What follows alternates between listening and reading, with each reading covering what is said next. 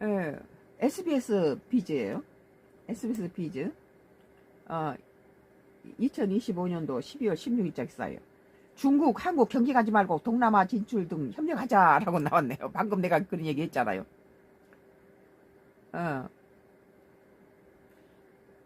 중국 관영 매체가 한국을 향해서 지금 중국하고 일본이 지금 티격거리고 우리 한국도 독도가 지긋당기니 무슨 또 공중 급유에 대해서 독도를 우리 비행기가 뭐 갖다 쇼를 하고 비행을 했기 때문에 그 비행기 공중 급유 못해줘. 그래가지고 저기 저 유럽 쪽에서 한국 뭐 에어쇼가 있었는데 거기에 참석할 중간 급유지 일본에서 급유를 하고 거기까지 날아가야 되는데 그것을 거절해버리니까 다시 한국으로 돌아왔잖아요.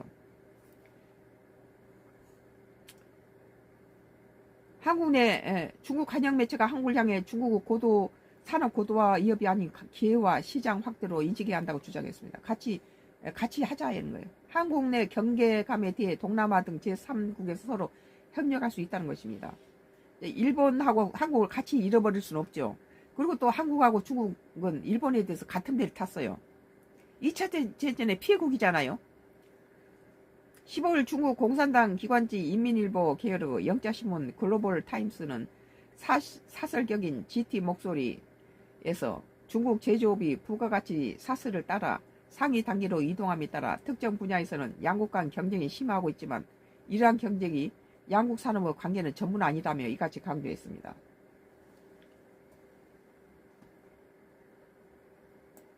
중국은 지금 우리 한국을 가까이 하려고 좀 손짓하죠.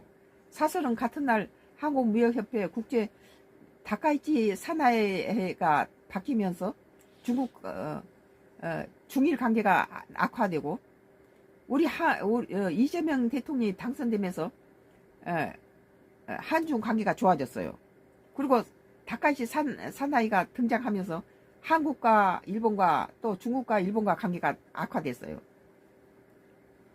그러니까 이재명 대통령이 당선되면서 한미 관세도 상당히 좋아졌고 중일 관계, 한중 관계도 좋아졌어요. 근데 반대로 일본이 다카이치 사나이가 총리로 되면서 중국 관계, 뭐 한국 관계 다 틀어지고 있잖아요. 뭐 끙끙이 속은 무슨 다시 뭐 전쟁할 수 있는 그런 것을 만들려고 일부러 긁어 부스럼 내는 것 같기도 해요. 대만을 갖다가 업에 등에 업고. 사설은 같은 날 한국무역회 국제무역통상연구원이 발표한 미국 관세 부과 이후 중국 수출선 전환 분석 및 시사